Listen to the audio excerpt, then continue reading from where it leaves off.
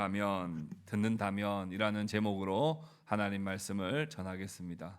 오늘 제목은 유튜브 제목 스타일로 한번 꾸며봤습니다. 뭘로 해야 될지 생각이 안 나서 유튜브가 좀 궁금증을 좀 자아내는 제목을 많이 써서 저도 한번 해봤습니다.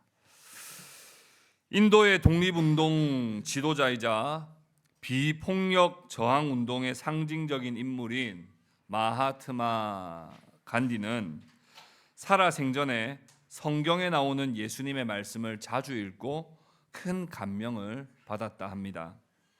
특히 산상수훈의 말씀을 깊이 존경하고 그 내용이 자신의 비폭력 저항 운동과 깊이 연결되어 있다고 느껴서 산상수훈 말씀을 특히 너무너무 좋아하고 자주 읽었다고 합니다. 그러나 안타깝게도 간디는 회심을 하거나 교인으로 등록하여 교회를 다니지는 않았습니다. 물론 궁극적으로 교회에 다니는 것은 하나님의 전적인 주권의 안에서 부르시는 일입니다. 그러나 간디가 교회를 나가지 않았던 이유에 대해 했던 말이 있는데 그 말은 우리에게 많은 생각을 하게 해줍니다. 간디는 이렇게 말했습니다. 나는 당신들의 그리스도를 좋아합니다. 그러나 나는 당신들의 기독교인들은 좋아하지 않습니다. 왜냐하면 당신들의 기독교인들은 당신들의 그리스도와 전혀 닮지 않았기 때문입니다. 만일 교회에 기독교인들이 없었다면 나는 아마 그리스도인이 되었을 것입니다.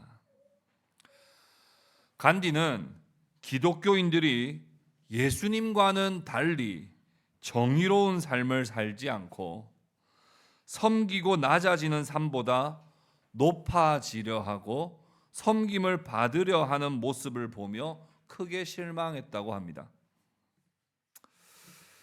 예수님의 성탄을 우리는 기뻐합니다.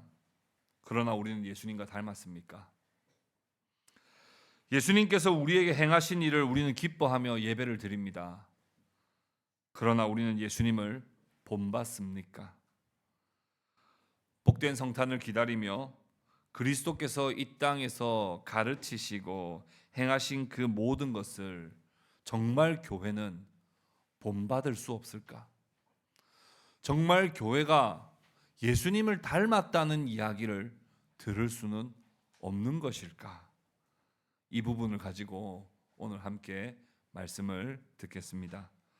첫 번째, 우리는 예수님의 섬김을 받았습니까?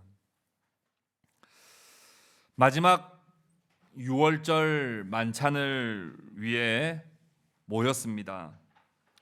예수님께서는 자리에서 일어나셔서 겉옷을 벗으시고 수건을 허리에 두르신 다음 대야에 물을 받아 제자들의 발을 씻기시기 시작하셨습니다. 예수님께서 이제 아버지께로 돌아가실 때가 되어 사랑하시되 끝까지 사랑하려 행하신 일이었습니다. 그러나 제자들은 그 의미를 전혀 알지 못했고 여전히 그 자리에서도 누가 크냐, 누가 더 높으냐에 온통 관심을 가지고 있었습니다. 베드로가 뒤늦게서야 내 발을 씻기지 못하신다며 완강하게 예수님께서 발을 씻기시려 할 때 거부했지만 예수님께서는 내가 너를 씻어주지 아니하면 내가 나와 상관이 없느니라 말씀하셨습니다. 뭐라고 말씀하셨다고요? 내가 너를 씻어주지 아니하면 너는 나와 상관이 없느니라.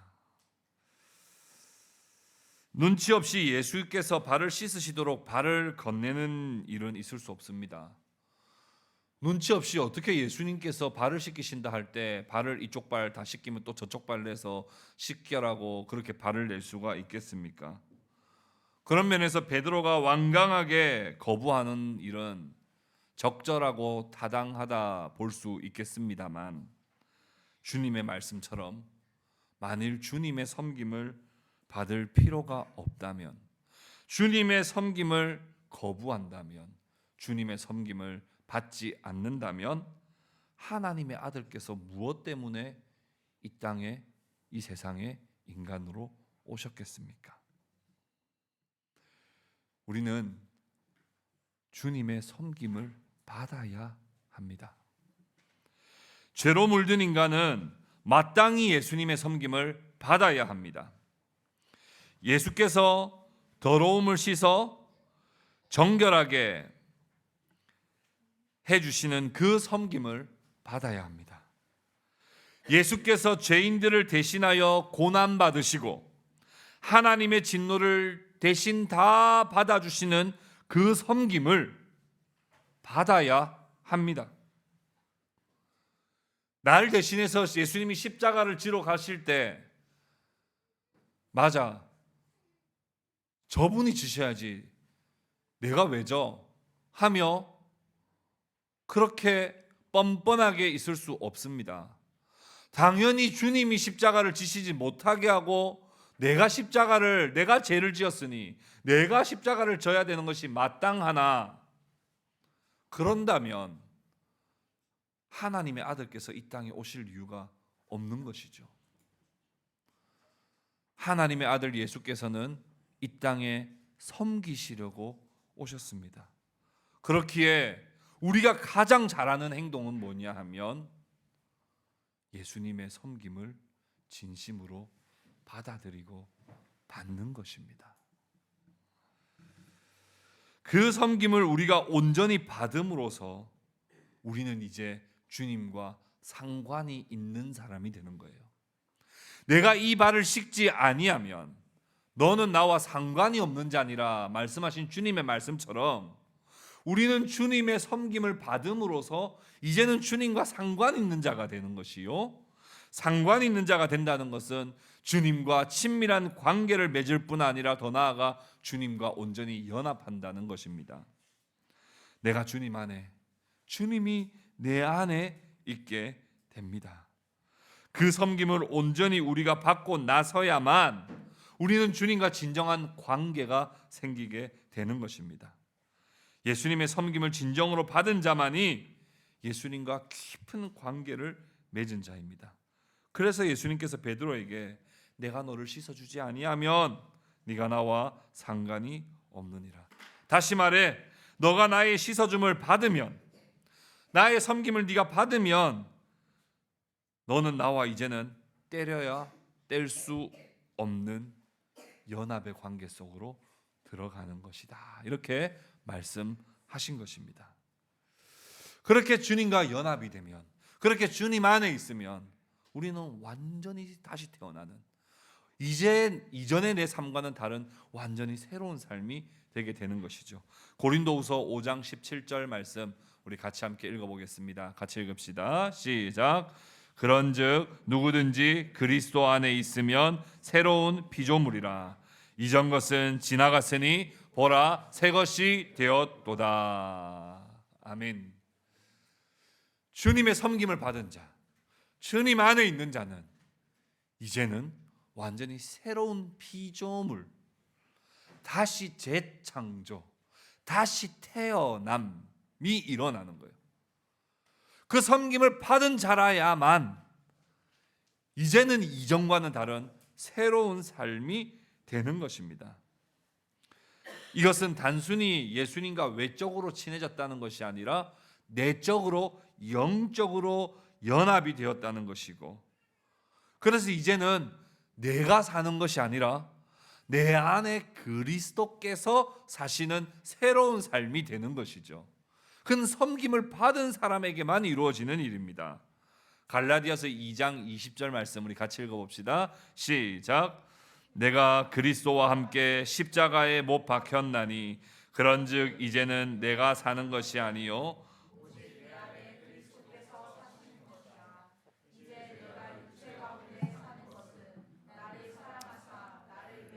자기 자신을 버리신 하나님의 아들을 믿는 믿음 안에서 사는 것이라. 주님의 섬김, 무엇보다 예수님의 십자가 지심으로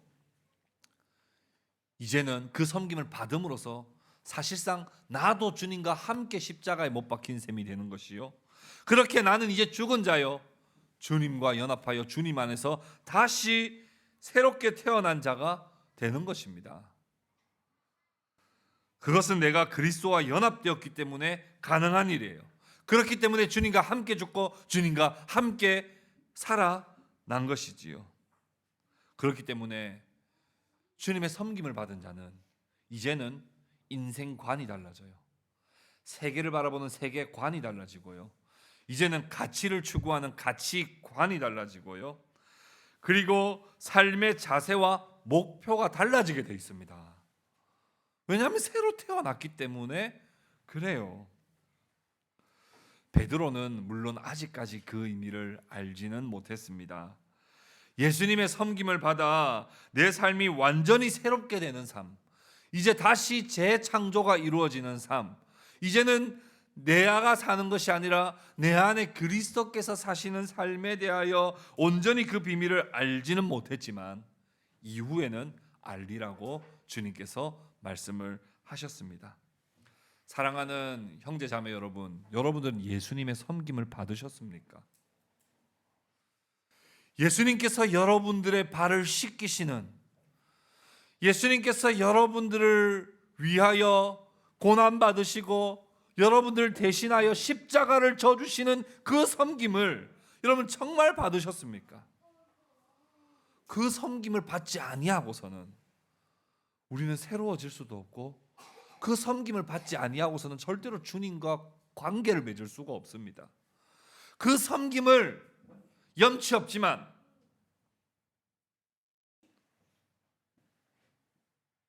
그 발 씻기실 때 왼발 오른발, 아니 제 머리 제 손도 씻겨 주옵소서,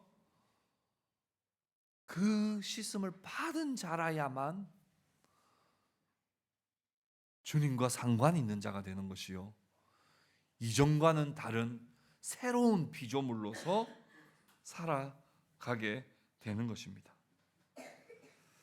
여러분들 대신하여 하나님의 진노를 받으시고 물과 피를 쏟으신 그 속죄의 섬김을 여러분 진정 받으셨습니까? 십자가에서 주님과 함께 죽고 다시 태어난 중생 거듭남의 은혜를 여러분 정말 알고 계시고 누리고 계십니까? 예수님은 이 땅에 섬기기 위해 오셨습니다. 그러니 여러분 섬김을 받으십시오. 그것이 우리가 제일 잘하는 일이요, 그것이 가장 확실한 선택입니다. 그 비밀을 알지 못한 채 그 섬김을 거부한다면, 그 섬김을 어색하게 여긴다면, 그 섬김을 낯설게 생각한다면 우리에게 새로운 삶은 일어날 수가 없는 것입니다. 두 번째로, 그 섬김을 받았다면 우리는 예수님을 닮았습니까? 우리는 예수님을 닮았습니까? 예수님은 섬기기 위해 오셨어요. 섬김의 하이라이트는 십자가에서의 섬김입니다. 마가복음 10장 45절 말씀 같이 읽어봅시다. 같이 읽겠습니다. 시작. 인자가 온 것은 섬김을 받으려 함이 아니라 도리어 섬기려 하고 자기 목숨을 많은 사람의 대속물로 주려 함이니라. 주님은 섬기러 오셨을 뿐 아니라 섬김의 그 하이라이트는 많은 사람들을 위하여 자기 목숨을 대속물로 주는 것이었습니다. 그 섬김이었습니다. 예수님께서 그렇게 섬기시고 자기 백성들을 살리신 이유가 뭘까요? 왜 주님은 우리를 구원하셨습니까? 왜 주님은 우리를 섬기셨어요? 왜 주님은 우리를 섬기시며 우리에게 영생을 주셨느냐 하는 것입니다. 그것은 바로, 그 목적은 우리로 하여금 그리스도의 형상을 회복시키기 위해서예요. 다른 목적이 있는 거 아닙니다. 예수 믿고 복 받게 하려고 하는 게 아니에요. 예수 믿고 부자 되게 하려고 하는 거, 예수 믿고 출세하게 하려고 하는 거 아니에요. 그런 목적을 위하여 주님이 우리를 섬기신 게 아닙니다. 주님이 우리를 섬기시고 우리를 위하여 죽으신 이유는 우리로 하여금 하나님의 형상, 곧 그리스도의 형상을 회복시키기 위함이에요. 여러분, 창조의 핵심은 뭡니까? 창조의 핵심은 뭐예요? 창조의 핵심은 뭐예요? 사람을 하나님의 형상대로 창조하셨다는 거죠. 맞습니까? 타락의 핵심은 뭡니까? 하나님의 형상을 상실을 해버린 거예요. 맞습니까? 예수님께서 십자가를 지시고 구원하신 핵심은 뭡니까? 하나님의 형상을 회복시키는 거예요. 그러면 성화의 핵심은 뭡니까? 오늘 우리 기도자께서 성화에 대해서 기도 같이 해주셨는데, 성화의 핵심은 뭐예요? 하나님의 형상이 회복됐을 뿐 아니라 하나님의 형상이 자라나는 거고 더 선명해지는 거고 구체화되는 거예요. 그리고 마지막 주님이 다시 오실 때 일어나는 것의 핵심은 뭡니까? 하나님의 형상이 완성되는 거예요. 온전해지는 거예요. 이게 구원의 핵심이에요. 예수님이 여러분들을 왜 섬기셨다고요? 예수님이 여러분들을 왜 위해서 십자가를 지셨다고요? 왜 예수님이 여러분들을 구원하셨다고요?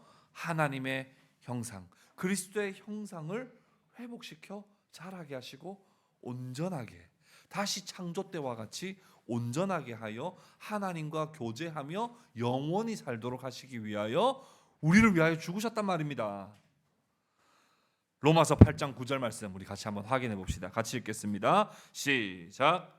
하나님이 미리 아신 자들을 또한 그 아들의 형상을 본받게 하기 위하여 미리 정하셨으니 이는 그로 많은 형제 중에서 맏아들이 되게 하려 하심이니라. 주님이 우리를 위해 섬기신 것은 우리를 위하여 죽으시고 우리로 하여금 하나님의 형상, 그리스도의 형상으로 회복되게 하시고, 주님은 맏아들이 되시고 우리는 주님의 동생들이 되어 하나님의 나라의 가족에 살게 하시기 위하여 우리의 모습을 하나님의 형상, 그리스도의 형상으로 다시 본받아 회복시키게 하시는 것이 바로 주님께서 우리를 위해 섬기신 목적이요, 우리를 구원하신 목적이라고요.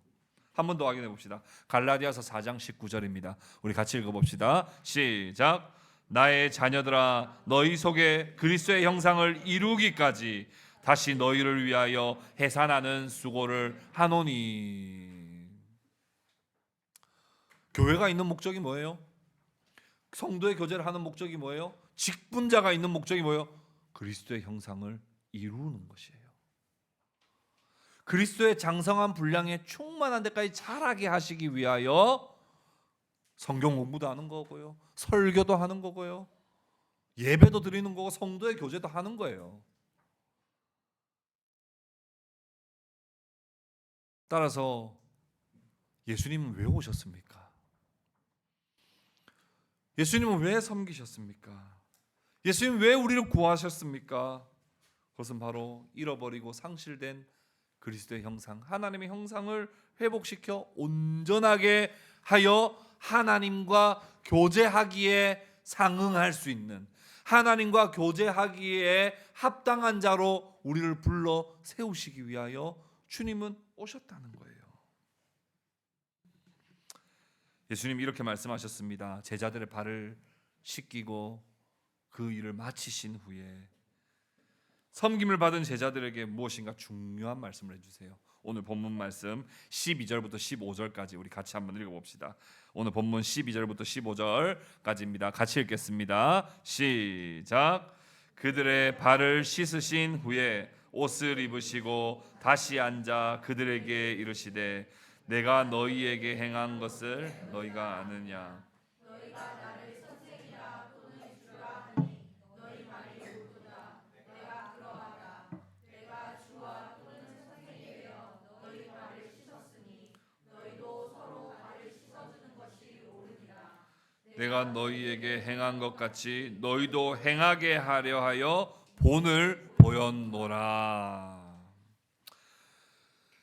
예수님의 섬김의 목적조차도 예수님의 모습을 그대로 회복하고 예수님을 본받아 그리스도의 형상을 이루는 것에 있다는 사실을 우리는 확인할 수 있습니다. 예수님은 먼저 그것을 행하심으로써 내가 너희들에게 본을 보이게 하려 함이라고 그 목적을 한 번 더 명확하게 말씀해 주셨습니다.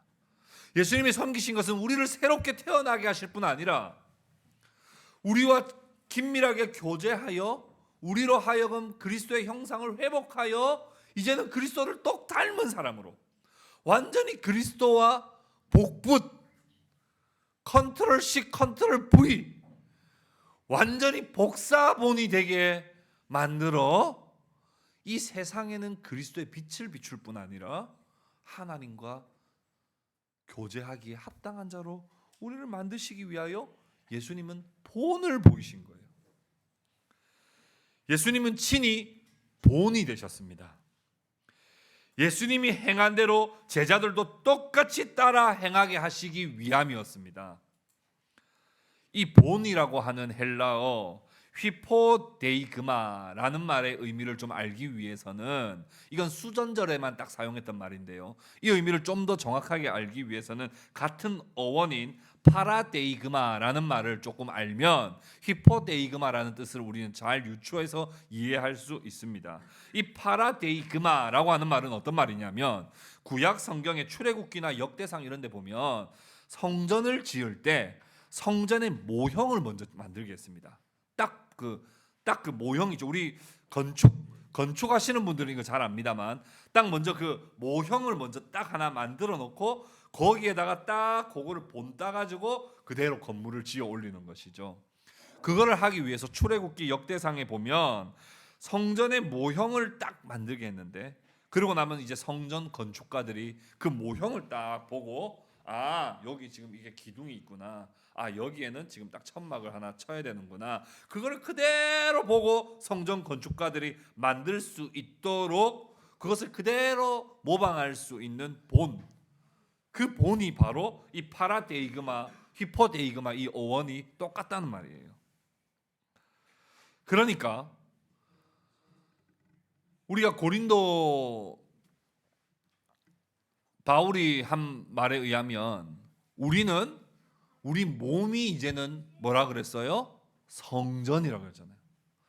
그러면 우리라고 하는 이 새 성전이 지어지는데 딱 본을 하나 보고 그대로 우리 새 성전을 지어야 될 거 아닙니까? 우리라고 하는 이 새 성전을 건물 성전이 아니라 하나님의 백성인 새 성전을 지을 때 딱 그대로 보고 따라서 본을 지을 수 있는 본이 되어주신 분이 누구시라고요? 바로 예수 그리스도시라고요. 그분을 보고 그대로 따라 지어야 돼요. 그분을 보고 그대로 따라 행해야 됩니다. 그것이 바로 새 성전의 진정한 의미요 모습입니다. 우리는 예수님의 모습을 그대로 복사해서 붙여넣기 한 삶이 되어야 합니다. 우리의 삶의 기준을 친히 자신의 삶으로 보여주셨기 때문입니다. 예수님이라면 어떻게 하셨을까? 를 우리는 하루에 한 번도 생각하지 않고 살 때가 있어요. 기준대로 안 한다는 거죠. 본이 있는데 본대로 안 만드는 거예요. 설계도대로 설계를 안 하는 거예요. 그냥 감으로 하는 거죠.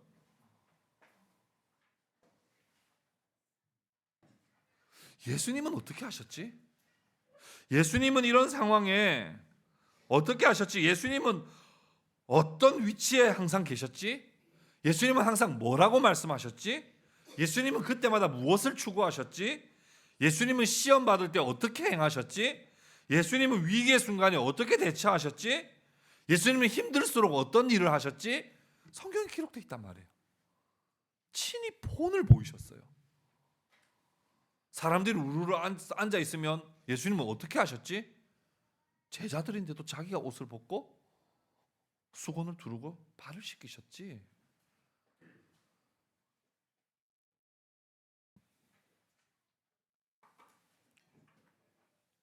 이게 차라리 계급이 딱 정해져 있으면요 좀 쉬워요. 그렇죠? 근데 우리 사회가 무슨 저런 카스트 제도도 아니잖아요. 언제 제일 어려운지 아세요? 고만고만한 사람들끼리 있을 때 그게 제일 어려운 거예요. 차라리 계급이 딱 정해져 있으면 아 제가 하겠습니다 이렇게 하면 되는 거고 또 좀 계급 높은 사람이 참 내가 멋있게 매너 있게 내가 한번 해볼게 이런 것도 하는 게 가능한데 제일 어려울 때가 언제냐면 고만고만한 사람들끼리 다 이렇게 둘러 있을 때 내가 해야 되나? 라고 하는 생각을 하죠. 근데 주님은 그런 상황에 어떻게 하셨지? 이걸 우리는 항상 생각해야 되고 그걸 본을 받아야 되고 그걸 본받아 살아야 되고 그걸 기준 삼아 살아야 하는 존재라는 거예요. 바울이 이렇게 말했습니다. 고린도전서 11장 1절 말씀에 내가 그리스도를 본받는 자가 된 것 같이 너희는 나를 본받는 자가 되라 이렇게 했어요. 바울이 첫 번째는 뭐라고 그랬어요? 내가 그리스도를 본받는 자가 됐다 그랬죠.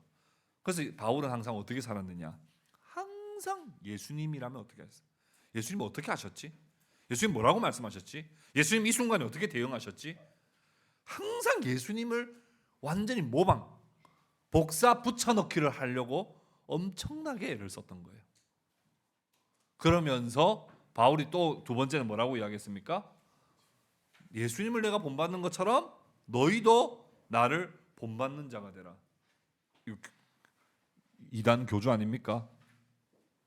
근데 이 원리를 하나님은 실제적으로 적용하십니다. 자녀들은 누구 닮을까요?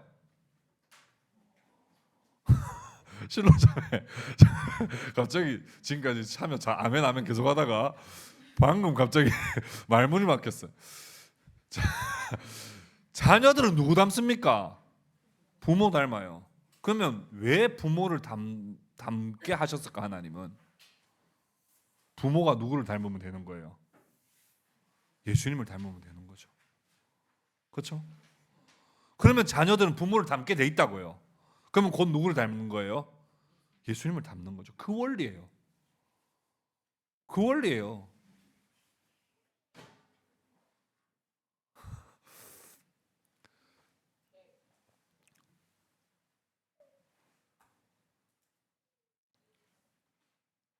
성도들은 어쩔 수 없이 교회 목사를 닮게 돼 있습니다. 그럼 목사가 예수님을 안 닮아 있고 예수님과 반대로 행동하면 교회 망하겠죠? 망한다니까요. 가정도 똑같습니다. 부모가 예수님을 똑 닮아 있지 않고 세상을 닮아 있으면 자녀들은 세상을 닮게 돼 있습니다. 바울이 그 원리를 정확하게 지적하고 그걸 실현하고 있는 거예요. 내가 그리스도를 끊임없이 본받고 있어. 그리고 너희도 나를 본받는 자가 되라. 이게 자아도취한 게 아니고 그 원리를 그대로 적용하고 있는 것이죠. 빌립보서 3장 10절 11절 말씀 우리 같이 읽어봅시다. 빌립보서 3장 10절 11절 같이 읽읍시다. 시작. 내가 그리스도와 그 부활의 권능과 그 고난에 참여함을 알고자 하여 그의 죽으심을 본받아 어떻게 해서든지 죽은 자 가운데서 부활에 이르게 하려 하노니. 바울은요 그리스도의 죽음과 부활마저 본받고 싶어 했어요. 그리스도를 그대로 복사 컨트롤 C 컨트롤 V 하는 삶을 늘 살다 보니 어디까지 나아갔다고요? 그리스도의 죽음도 복사하려고 했고 그리스도의 부활도 복사하고 싶었어요. 그래서 바울은 항상 십자가의 자리에 가 있었던 거예요. 항상 십자가의 자리, 편안한 자리에 가지 않았습니다. 항상 높은 자리 가지 않았어요. 항상 섬김 받는 자리 가지 않았어요. 주님처럼 죽으려고 항상 낮은 자리, 항상 십자가의 자리, 항상 제일 춥고 누추한 자리에 가서 주님을 닮기를 원했고 주님을 본받기를 원했고 그리고 그 가운데 부어주시는 하나님의 은총을 경험하며 부활을 경험하기를 원했단 말이에요. 주님의 죽음과 주님의 부활마저 체험하는 체화시키는 삶을 바울이 살았다는 것을 우리는 알 수 있습니다. 사랑하는 성도 여러분, 예수님의 섬김을 받은 자만이 예수님과 관계가 있는 자요. 예수님처럼 예수님을 똑 닮은 예수님과 같이 섬기는 삶을 살 수 있는 것입니다. 이렇게 예수님의 복사판들이 교회 안에 가득하면 좋겠습니다. 교인을 보면 예수님을 보는 것 같으면 좋겠습니다. 우리 자녀들이 부모를 보면 예수님을 보는 것 같으면 좋겠습니다. 성도들이 목사님을 보고 집사님을 보면 예수님을 보는 것 같으면 좋겠습니다. 그렇게 우리가 예수님을 닮아 예수님의 복사판으로 우리를 부르셨다. 그러기 위하여 우리를 섬기셨다 하는 사실을 여러분 꼭 기억하시고 예수님을 닮은 성도들이 되실 수 있기를 주님의 이름으로 축복합니다. 마지막으로 이제 그러면 좀 적용을 해봅시다. 예수님의 대화와 빌라도의 대화. 두 종류의 대화가 성경에 연결하여 등장합니다. 하나는 예수님의 대화이고 하나는 본디오 빌라도의 대화입니다. 예수님의 대화는 지극히 겸손하여 섬기시는 대화였고 또한 제자들에게 친히 본을 보이시는 대화였고 주님이 사랑하시되 끝까지 책임을 다하여 사랑하시는 대화였습니다. 오늘 본문 말씀 16절 17절 우리 같이 한번 읽어봅시다. 16절 17절입니다. 같이 읽읍시다. 시작. 내가 진실로 너희에게 이르노니 종이 주인보다 크지 못하고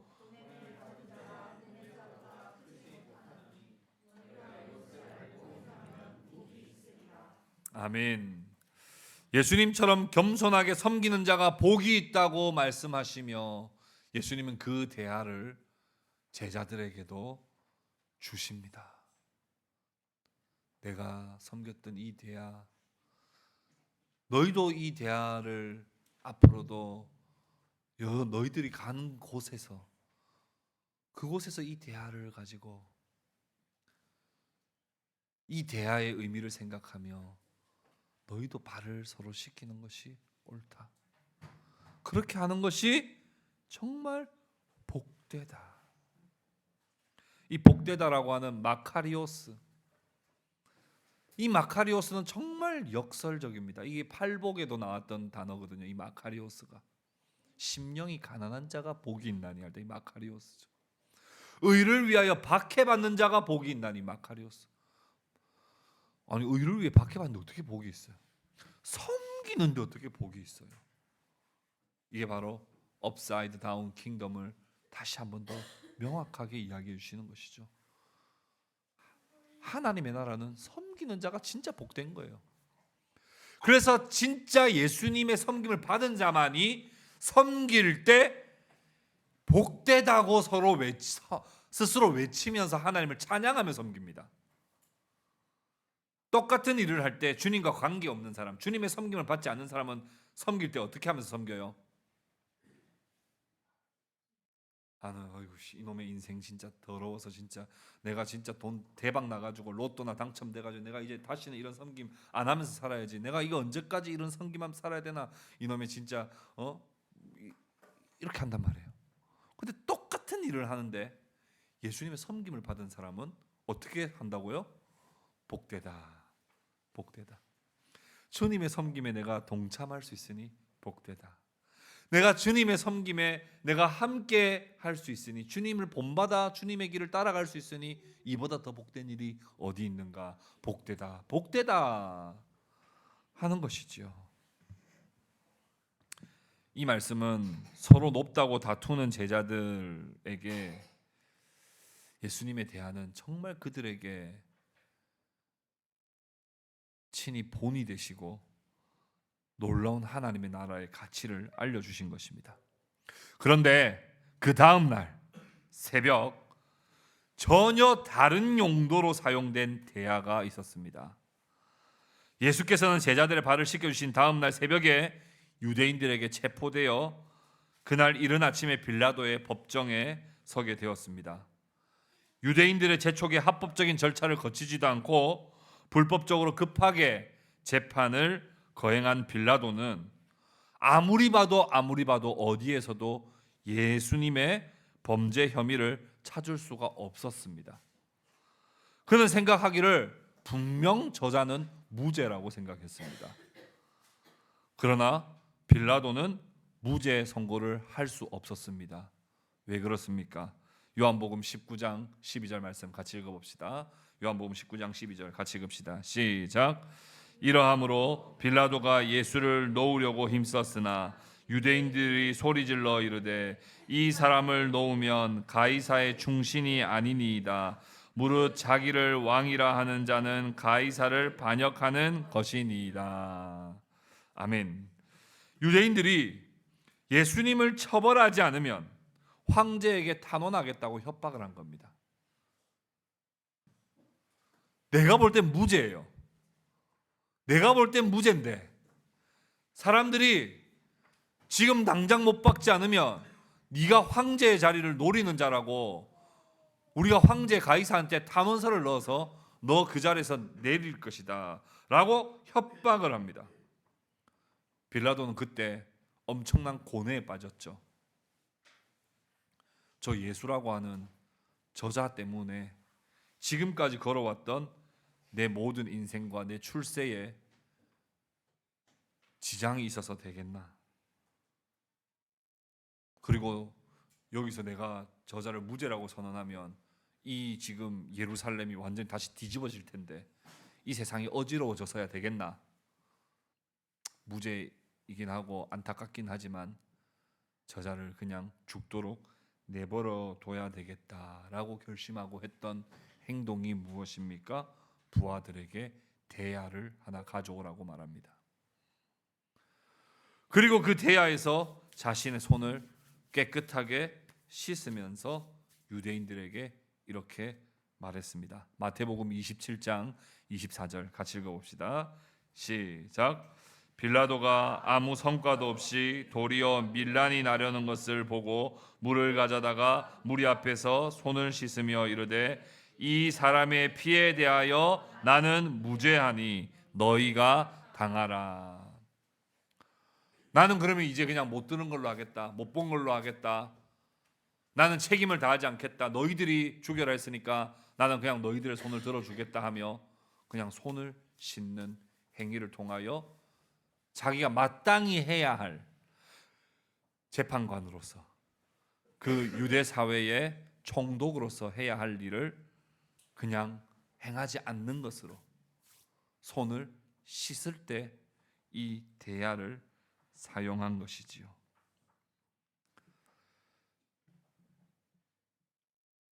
우리에게 이런 질문을 던지게 됩니다. 이 두 대야 중 오늘날 교회는 어떤 대야의 모습을 취하고 있습니까?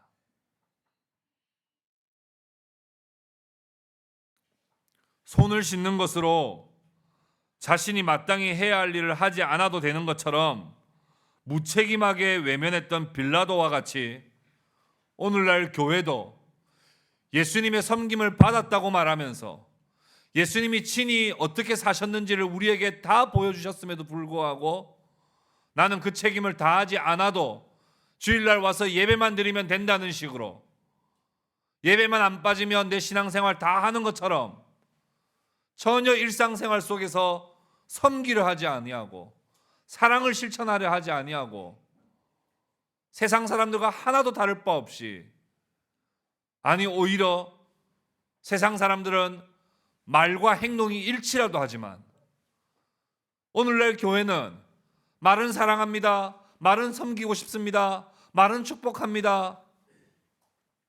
말은 온갖 좋은 말은 다 하면서 전혀 섬기지 않는 그런 빌라도의 대야를 우리는 전수받아 살아가고 있지는 않습니까? 그리스도의 섬김을 진정으로 받은 자들이라면 우리도 섬기는 삶을 살아야 합니다. 교회를 섬기고 세상을 섬기고 낮은 곳에서 섬기며 살아야 합니다. 우리가 들고 있는 빌라도의 대야를 내려놓고 예수님의 대야를 들고 오늘날 교회는 수건을 허리에 동이며 이 세상을 살아야 합니다. 섬김을 받으려 하는 자세를 절대로 취해서는 안 됩니다. 왜냐하면 주님이 한 번도 그러신 적이 없기 때문이에요. 용서하고 사랑하려는 준비 자세를 언제나 취해야 합니다. 연약한 자들, 심지어 죄인이라도 부둥켜 안고 상한 심령을 감싸 안을 넉넉함을 가져야 합니다. 내 주머니는 점점 비어가도, 내 주머니는 점점 더 비어가는 것 같아도 자꾸 나누어 주려고 해야 합니다. 그게 바로 예수님께서 친히 본을 보이신 섬김의 삶이요 그리스도의 형상의 기준입니다. 교회와 성도가 시간과 공간을 뚫고 이 땅에 오신 예수님을 똑 닮은, 그래서 이제는 우리가 살아갈 때 정말 꿈이 있다면, 정말 바람이 있다면 정말 예수님을 닮았다.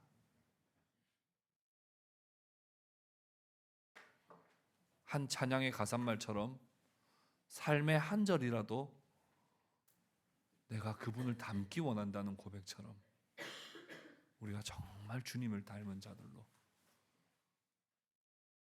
그렇게 살아가는 그리스도의 형상을 계속해서 온전함으로 이루어 나가는 우리 모두가 될 수 있기를 주님의 이름으로 축복합니다. 우리 함께 말씀을 기억하며